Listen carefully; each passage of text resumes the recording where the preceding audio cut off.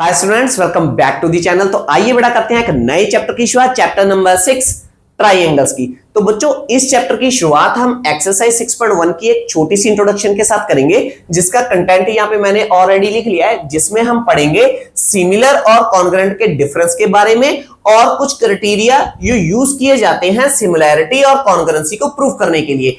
इसे समझने के बाद हम एक्सरसाइज 6.1 के सभी क्वेश्चंस को करेंगे बच्चों। तो आइए बिना किसी टाइम वेस्ट के शुरू करते हैं हमारा आज का topic similar and congruent figures का डिफरेंस, और उसे समझेंगे साइड बाय साइड। शुरुआत करेंगे कॉन्ग्रुएंसी से। क्यों? क्योंकि हमने कॉन्ग्रुएंट ट्राइंगल का चैप्टर क्लास 9th में पढ़ा है, हमें मालूम है कॉन्ग्रुएंट फिगर्स क्या होती है। तो कॉन्ग्रुएंट मींस क्या होता है बेटा? Same shape same size. उसके कहने का मीनिंग है कि अगर मैं कोई भी दो फिगर्स ले लूं या फिर कोई भी दो पॉलीगन्स ले लूं, अब आप कहोगे सर पॉलीगन और फिगर में डिफरेंस क्या है? ये भी एक बार जान लेते हैं बच्चों। पॉलीगन का मीनिंग समझते हैं।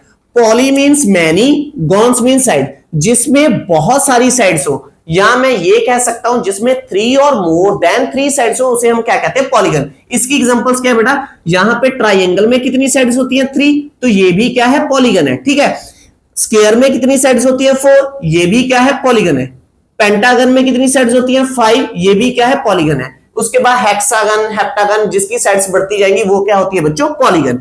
अब जो मेरे पास सर्कल है बेटा, अब सर्कल में तो कोई साइड होती नहीं है, तब हम इसे कहेंगे फिगर। जैसे मैंने यहाँ पे नीचे ताजमहल की पिक्चर लगाई है, ये भी क्या है? फिगर। इसीलिए उसने कहा है कि अगर कोई भी आप दो फिगर्स ले लो या आप कोई भी दो पॉलीगन को उठा लो, अगर उनकी शेप एक जैसी है, जो मैंने पहली फिगर ली है, ये भी क्या है? सर्कल है, ये भी क्या है? सर्कल है।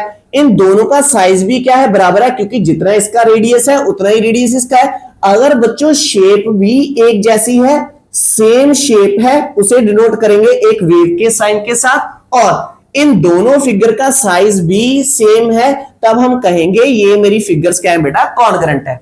क्लियर है? अब मैंने नेक्स्ट एग्जांपल लिया पेंटागन की। अब बेटा जो ये पॉलीगन है, इनकी शेप क्या है? सेम है। शेप सेम है तो इसे डिनोट करेंगे एक वेव के साइन के साथ। इन दोनों का साइज भी क्या है बच्चों? बराबर है। अगर इसका साइज भी सेम है तो हम कहेंगे ये मेरी दोनों फिगर्स क्या है? कॉन्ग्रुएंट है। अब यहाँ पे जो मैंने स्क्वायर लिया, ये पॉलीगन भी हमारी क्या है बच्चों? कॉन्ग्रुएंट है। कॉन्ग्रुएंट का मीनिंग क्लियर हो गया। अब हम चलते हैं बच्चों सिमिलैरिटी के ऊपर।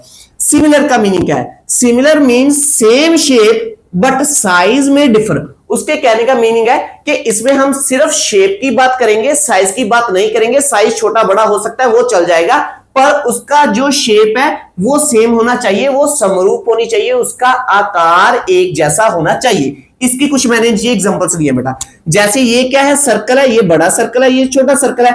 अब इसका साइज क्या है? वो डिफरेंट है, पर शेप क्या है बच्चों? सेम है। तब मैं कहूंगा ये दोनों सर्कल क्या है बच्चों? ये सर्कल मेरे पास है सिमिलर। ठीक है। अब मैंने यहाँ पे ट्राइंगल लिया है, ये दोनों ट्राइंगल्स भी क्या है बच्चों? एक बड़ी है एक छोटी है, तो ये दोनों की दोनों ट्राइंगल्स क्या है? सिमिलर है, क्योंकि इनकी शेप एक जैसी है। ये भी स्क्वायर है, ये भी स्क्वायर है, तो दैट्स मीन अगर ये भी स्क्वायर है ये भी स्क्वायर है, तो ये तो मेरे पास सिमिलर है, पर इनका साइज छोटा बड़ा है, तो ये सिर्फ क्या हमें डिनोट करिए? ये सिमिलर है। ठीक है, फिगर्स है। अब जो यहाँ पे मैंने पेंटागन लिया बेटा, अब ये बड़ा पेंटागन है, ये छोटा पेंटागन है, ये भी क्या हो गया? सिमिलर। क्लियर है बच्चों? जहां पर जो मैंने नीचे ताजमहल की पिक्चर लिया, ये है बड़े ताजमहल की पिक्चर, ये है छोटी, उसकी पिक्चर का साइज छोटा हो गया। अब यहाँ पे साइज की तो बात करनी नहीं है, पर इसकी जो शेप है ताजमहल की वो तो सेम रह रही है, वो थोड़ी चेंज हो रही है। तो ये भी क्या है बेटा? ये फिगर्स हमारी क्या है? सिमिलर। तो सिमिलर फिगर्स और कॉन्ग्रुएंट फिगर्स के बारे में आपको पता चल गया। अब हम पढ़ेंगे बेटा क्राइटेरिया के बारे में। क्राइटेरिया क्या होता है बच्चों? क्राइटेरिया एक रूल या फिर नियम होते हैं जो हमें बताते हैं क्या वो दोनों की दोनों पॉलीगन्स, क्या वो दोनों की दोनों फिगर सिमिलर है या नहीं है। इसे चेक करने के लिए हम इस क्राइटेरिया को यूज करते हैं, criteria of similarity of polygons. कैसे? इसे समझते हैं बच्चों एग्जांपल के साथ। अब देखिए बेटा, अब मेरे पास यहाँ पे दो ट्रेपीजियम मैंने यहाँ पे ले लिया, मेरे पास दो पॉलीगन्स हैं। क्या आप इन्हें देखकर बता सकते हो ये दोनों की दोनों ट्रेपीजियम या दोनों की दोनों पॉलीगन सिमिलर है? हम देखकर नहीं बता सकते बेटा, 100% श्योर नहीं हो सकते क्या ये दोनों की दोनों पॉलीगन सिमिलर होंगी या नहीं होगी। इसके लिए हमें कोई ना कोई रूल तो फॉलो करना पड़ेगा। तो उस रूल के अकॉर्डिंग, उस क्राइटेरिया के अकॉर्डिंग उसने कहा है कि सबसे पहले तो आप ये चेक कीजिए उनके कॉरेस्पॉन्डिंग एंगल्स क्या होने चाहिए? दोनों फिगर्स के इक्वल होने चाहिए। तो कॉरेस्पॉन्डिंग एंगल का मीनिंग भी समझ लेते हैं बच्चों। जैसे मेरे पास यहाँ पे क्या है? दो फिगर्स है, मैं इस फिगर को उठा के इसके ऊपर रखूंगा। जब मैंने इसके ऊपर रखा तो मेरा बी एंगल के ऊपर क्या आ रहा है बेटा? क्यू। ठीक है, तो ये इसके कॉरेस्पॉन्डिंग है। Corresponding means same situation same position पर। तो सी के ऊपर क्या आ रहा है बेटा आर, तो सी का कॉरस्पॉन्डिंग बेटा हमारा हो गया आर और डी का कॉरस्पॉन्डिंग हमारा हो गया एस और ए का कॉरस्पॉन्डिंग क्या हो गया पी। कॉरस्पॉन्डिंग का मीनिंग पता चल गया। अब हमने ये चेक करना है ये कॉरस्पॉन्डिंग क्या बराबर है, तो बेटा बराबर को चेक करने के लिए मैंने बी एंगल को बिल्कुल प्लेस किया किसके ऊपर, क्यू के ऊपर। तो वर्टेक्स को वर्टेक्स के साथ मैच करेंगे, साइड्स को साइड्स के साथ। तो बी मेरा बिल्कुल ओवरलैप हो गया बेटा किसके ऊपर, क्यू के ऊपर। तो मेरा बी और क्यू तो बराबर है, ठीक है। और एंगल सी और एंगल आर की बात भी कर लेते हैं। तो मैंने वर्टेक्स को वर्टेक्स के साथ मिलाया और साइड्स को साइड के साथ मिलाया, तो बेटा ये भी पूरा आप देखिए क्या हो चुका है, ओवरलैप हो चुका है। तो दैट्स मीन सी एंगल मेरा आर के बराबर था। अब बारी आ रही है एस और डी की। इसे चेक करने के लिए मैं क्या करता हूं, इसके ऊपर रख लेता हूं, आपका कंसेप्ट ज्यादा क्लियर होगा। तो बेटा अब इस वर्टेक्स को इस वर्टेक्स के साथ मैंने मैच किया, इस साइड को इस साइड के साथ मैच करेंगे। तो अब ध्यान दीजिए बेटा, जो पीछे से आपको ग्रीन पेपर दिख रहा होगा, तो दैट्स मीन जो मेरा एंगल एस है ये क्या है, छोटा है, और जो पीछे एंगल डी है बच्चों वो क्या है, बड़ा है। तो दैट्स मीन इस फिगर के कॉरस्पॉन्डिंग एंगल्स इक्वल नहीं है। अगर इक्वल नहीं है कॉरस्पॉन्डिंग एंगल तो ये दोनों फिगर्स क्या है, सिमिलर नहीं है। पर देखने में ये सिमिलर लग रही थी, इसीलिए ये क्राइटेरिया बनाए गए हैं बच्चों। अगर इसके चारों के चारों एंगल बिल्कुल एक दूसरे के बराबर होते, कॉरस्पॉन्डिंग एंगल्स बराबर होते, फिर हम बेटा दूसरे कंडीशन को भी अप्लाई करते, फिर हम कॉरस्पॉन्डिंग साइड्स देखते क्या वो सेम रेशियो में है। अब आप कहोगे सर इसमें रेशियो क्यों आ गया, ठीक है। अब रेशियो समझिए बच्चों। अब देखिए ध्यान दीजिए, जब हम साइड्स की बात करेंगे, जैसे मैंने यहाँ पे दो फिगर्स लिए हैं, दो पॉलीगन्स हैं जो सिमिलर है, तो बेटा जब भी फिगर्स हम लेंगे इसका साइज क्या होगा, डिफरेंट होगा। एक छोटी होगी एक क्या होगी, बड़ी। जब एक छोटी होगी एक बड़ी होगी तो दैट्स मीन इसके बीच में हम क्या बात कर रहे हैं, कंपैरिजन कर रहे हैं। मैथ्स में कंपैरिजन की जगह पे क्या वर्ड यूज किया जाता है, रेशो। जब भी कोई दो चीजों का कंपैरिजन किया जाए, जैसे एसी बड़ी है पी आर छोटी है, तो मैं लिखूंगा एसी का कंपैरिजन मैंने किया किसके साथ, पी आर के साथ। तो इसका साइन क्या लगाया बच्चों, रेशो का। तो उसने कहा है इनका कंपैरिजन एक जैसा होना चाहिए, इनकी रेशो सेम रहनी चाहिए। वो अगर हमारी रेशो सेम है तो उसे क्या कहा जाता है बच्चों, प्रोपोर्शन। इसे समझते हैं जैसे बेटा क्वेश्चन नंबर 3 में हमारे पास एग्जांपल के साथ। अब बेटा ध्यान दीजिए, वैसे तो हमें ये देखकर पता चल रहा है इसका पहला ये एंगल है 90 डिग्री का, ये एंगल 90 डिग्री का नहीं है, तो ये तो सिमिलर नहीं है, मुझे ये मालूम है, क्लियर है। अब अगर मैंने सेकंड कंडीशन की बात करनी हो तो सेकंड कंडीशन क्या कहती है, आप इसे उठा के इसके ऊपर रखिए, पी क्यू के कॉरस्पॉन्डिंग हमारी क्या साइड आएगी, ए बी। आप इनकी रेशियो निकालिए, जैसे 1.5 का डबल करेंगे, ये क्या है 3, तो दैट्स मीन इसकी रेशियो डबल हो रही है, ये वाली साइड उसके डबल है, ठीक है। और इस साइड का डबल कर रहे हैं तो डीसी बन रही है, इस साइड का डबल कर रहे हैं तो ये साइड बन रही है, क्योंकि 1.5 का डबल करोगे क्या आएगा 3, तो इसकी रेशियो सेम रही है। इसमें हमारी कॉरस्पॉन्डिंग साइड्स की रेशियो क्या है, सेम है, प्रोपोर्शन है। इसमें सेकंड कंडीशन तो सेटिस्फाई हो रही है पर पहली वाली कंडीशन सेटिस्फाई नहीं है, तो दैट्स मीन ये सिमिलर नहीं है। तो सिमिलैरिटी को प्रूव करने के लिए बच्चों ये दोनों की दोनों कंडीशन सेटिस्फाई होनी चाहिए।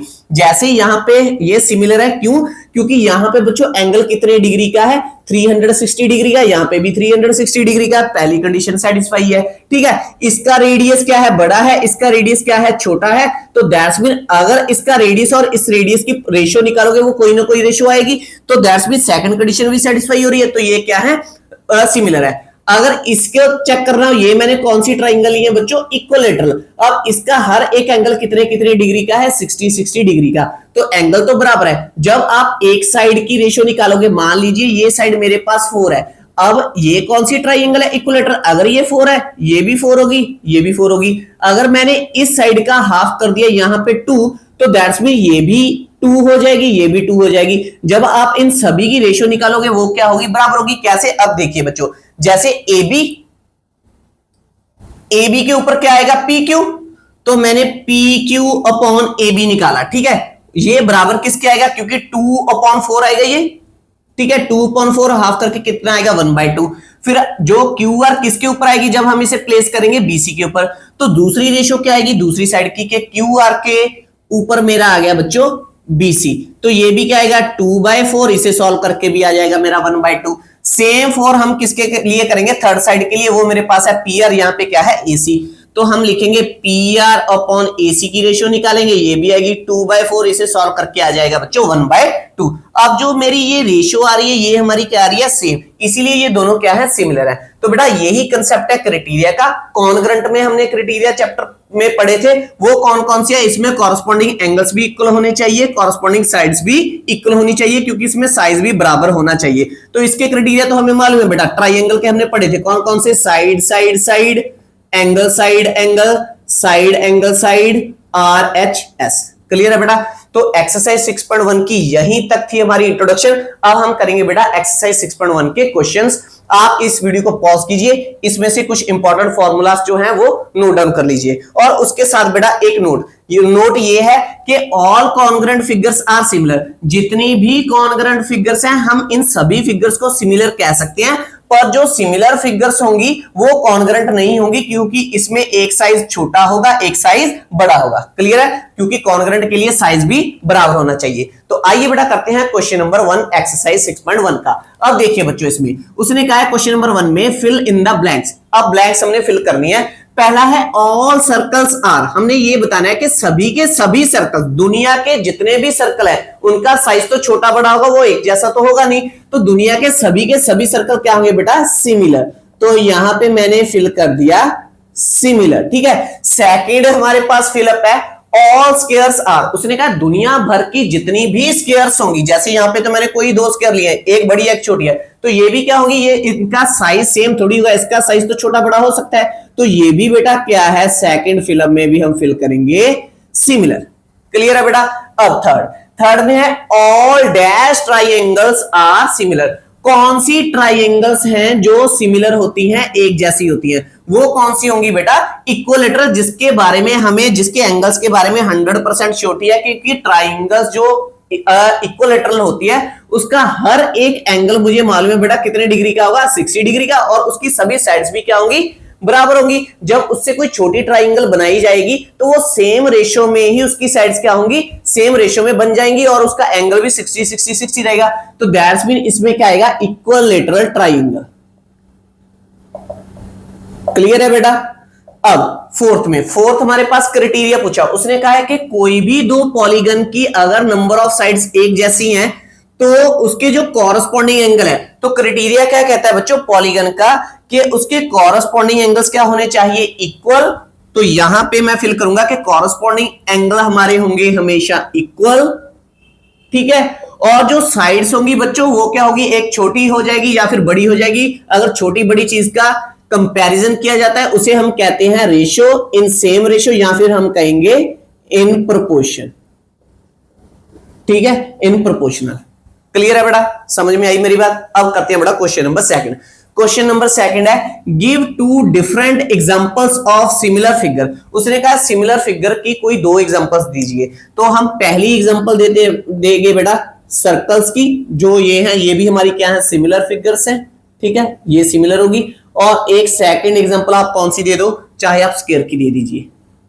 ठीक है, एक मैंने दे दी है स्क्वायर की, ये हो गया सेकंड। उसने कहा कोई भी दो नॉन सिमिलर फिगर्स की एग्जांपल दो।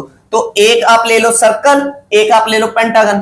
ठीक है, पहले में मैंने एक ले लिया सर्कल, एक मैंने ले लिया पेंटागन। तो ये तो नॉन सिमिलर है, इनका आकार ही एक जैसा नहीं है, समरूप नहीं है। ठीक है, एक और एग्जांपल हो गए बच्चों, और हम कौन सी ले लेंगे, एक ले लो स्क्वायर और उसके साथ हम ले लेंगे ट्राइंगल। इजी था।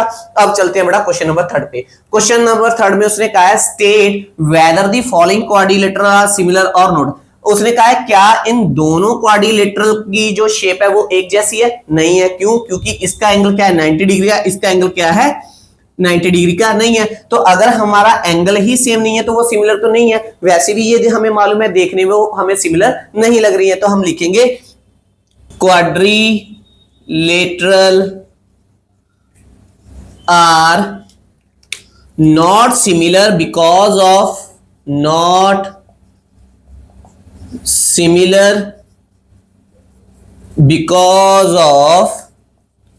फर्स्ट लॉ जो है इस पे सेटिस्फाई नहीं हो रही है condition, corresponding angles are not equal. Clear है बच्चों, कोई डाउट तो नहीं है। बस आप एक बात का ध्यान रखिए, जब एंगल्स की बात होगी एंगल्स हमारे क्या होने चाहिए, इक्वल। इसे एक और कंसेप्ट के साथ समझ लेते हैं, छोटे से कंसेप्ट के साथ। जैसे बच्चों यहाँ पे मैंने ताजमहल की पिक्चर लगाई है, ये बड़ी है, ये छोटी है, ठीक है। इसमें जितने डिग्री पे ये मीनार है, अगर मैंने इस पिक्चर को छोटा भी कर दिया तो इसकी डिग्री तो सेम रहेगी ना, एंगल थोड़ी चेंज होएगा। तो एंगल तो आपका हमेशा इक्वल रहने चाहिए, एंगल कम या ज्यादा नहीं होने चाहिए। छोटा बड़ा क्या होगा, उसकी साइड्स छोटी बड़ी होंगी। जब भी साइड्स छोटी बड़ी होंगी उनमें कंपैरिजन आएगा, कंपैरिजन को हम क्या कहते हैं, रेशो। और रेशो भी कौन सी होनी चाहिए, वो सेम रहनी चाहिए। सेम का मीनिंग इसे और डिफाइन कर लेते हैं। जब बेटा मैंने इस ताजमहल की एक छोटी पिक्चर का प्रिंट आउट निकाला, तो मान लीजिए मैंने इस पिक्चर का यहां पे हाफ निकाला, ठीक है, हाफ पिक्चर कर दिया है। अगर ये मीनार 4 का था, जब मैंने उसका हाफ किया होगा बेटा, ये कितना हो गया होगा, 2 सेंटीमीटर। अगर ये मेरे पास यहाँ पे ये मीनार 2 सेंटीमीटर था, तो यहाँ पे ऑटोमेटिक कितना हो गया होगा बच्चों, 1। तो ये भी कितना हो गया, अगर ये 2 है तो ये भी कितना हो गया होगा, 1। तो ये हमारे पास कितना था बच्चों, 4, तो ये भी कितना हो गया होगा, 2। तो ये इसी के हिसाब से सभी के सभी मीनार उसके हिसाब से क्या हो गया बच्चों, छोटे हो गए। इसी को कहते हैं सेम रेशियो में सभी चीजें हो जाएंगी जितनी भी उसकी साइड्स होंगी। क्लियर है? आई हो आपको बेटा ये कंसेप्ट बहुत ही अच्छे ढंग के साथ समझ में आएगा। अगर आपको मेरे टीचिंग का मेथड अच्छा लगता है, प्लीज मेरे इस वीडियो को लाइक और शेयर कीजिए, मेरे इस चैनल को सब्सक्राइब कीजिए। मिलेंगे नेक्स्ट वीडियो में, जिसमें हम करेंगे बेसिक प्रोपोर्शनैलिटी थ्योरम, थियर्स थ्योरम, जो बहुत ही इंपॉर्टेंट टॉपिक है। तब तक के लिए thanks for watching, take care, bye bye dear students.